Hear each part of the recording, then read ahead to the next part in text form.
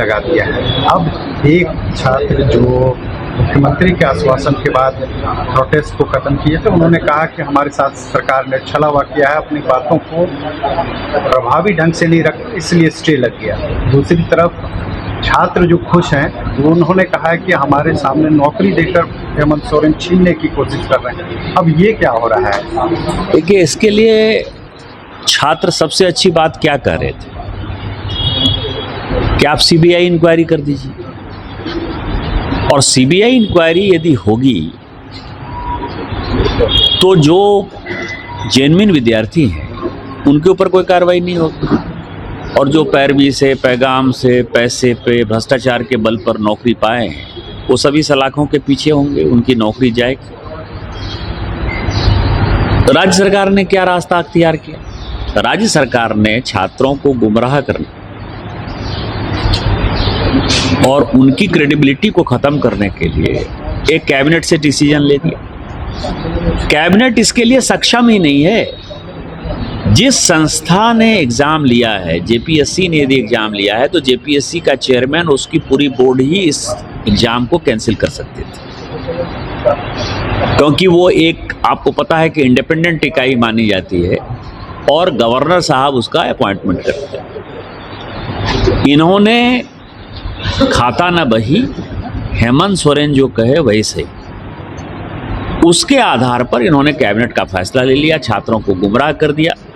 और आज जो हाईकोर्ट ने फैसला किया, इसके बाद क्या होगा? सरकार के मुख्यमंत्री, राज्य के मुख्यमंत्री की बातों का कोई वैल्यू नहीं है, यही ये दिखाता है। छात्रों ने किसके साथ समझौता किया? छात्रों ने पूरे मंत्रिमंडल के साथ समझौता किया, मुख्यमंत्री के साथ समझौता किया, और मुख्यमंत्री की बातों का मतलब झारखंड में जीरो है, शून्य है।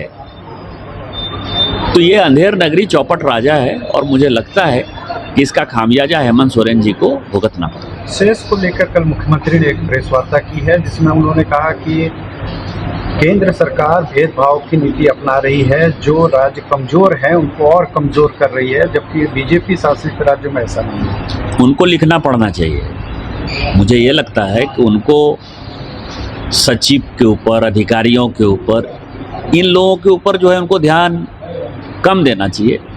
और पॉलिटिशियन होने के बावजूद भी वो प्रदेश के मुखिया हैं, मुख्यमंत्री हैं, उनको लिखना पढ़ना चाहिए। अब आप समझिए कि माइंस जो है, आज की डेट में कोयला यदि कहीं सबसे ज़्यादा निकलता है तो उड़ीसा में निकलता है, उड़ीसा के बाद छत्तीसगढ़ में निकलता है, और छत्तीसगढ़ के बाद वो झारखंड में निकलता है। जो माइनिंग है, मैं उसकी बात कर रहा हूँ, मैं रिजर्व की बात नहीं कर रहा हूँ, मैं माइनिंग की बात कर रहा हूँ। उड़ीसा में राज्य सरकार को कोई समस्या नहीं है इस कानून से, छत्तीसगढ़ में कोई समस्या नहीं है, मध्य प्रदेश में कोई समस्या नहीं है, बंगाल में कोई समस्या नहीं है। जो रूल्ड स्टेट हैं कांग्रेस के, उसमें से कर्नाटक को कोई समस्या नहीं है, हिमाचल को कोई समस्या नहीं है। आखिर झारखंड को क्या समस्या है भाई? क्योंकि झारखंड में सबसे ज़्यादा कोयले की, आयरन ओर की, बॉक्साइट की, यूरेनियम की सबसे ज़्यादा चोरी होती है। और इलीगल जो है, आपको पता है कि धनबाद में पोस्टिंग होना हो, हजारीबाग में पोस्टिंग होना हो, रामगढ़ में पोस्टिंग होना हो, गोड्डा में पोस्टिंग होना हो, तो करोड़ों करोड़ रुपया देके एसपी और डीसी और डीआईजी, आईजी वहाँ पहुँचा करते हैं। यही हालत है। इस हालात में हेमंत सोरेन जी को ये बताना चाहिए जनता को कि उड़ीसा का सरकार क्यों नहीं विरोध कर रहा, छत्तीसगढ़ का सरकार क्यों नहीं विरोध कर रहा, मध्य प्रदेश का सरकार क्यों नहीं विरोध करता है। ये जो है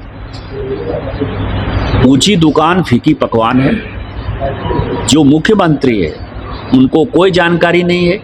हम तो चाहते हैं, भगवान से मनाते हैं कि सरकार के साथ मिलकर झारखंड मुक्ति मोर्चा पूरा का पूरा आंदोलन करे, पूरे राज्य का कोयला जो है वो रोक दे, आयरन ओर रोक दे, बॉक्साइट रोक दे।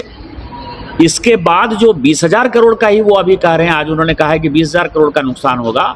जिस दिन रॉयल्टी खत्म हो जाएगी और 20,000 25,000 करोड़ का नुकसान होगा, उसके बाद हेमंत सोरेन जी का जो ये फुटानी है, हेलीकॉप्टर से घूमने का, हवाई जहाज से घूमने का, करप्शन करने का, उनके अधिकारी जो बाउंसर लेते हैं, उनके अधिकारी जो हूटर से चलते हैं। आपको पता है कि रांची में मुख्यमंत्री का हूटर नहीं चलता है साए साए, रांची का जो डीसी है वो हूटर लेके चलता है।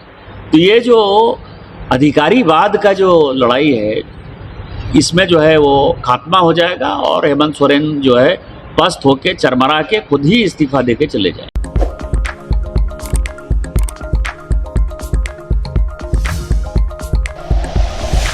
Like and share videos, subscribe करें हमारा चैनल और प्रेस करें बेल आइकॉन।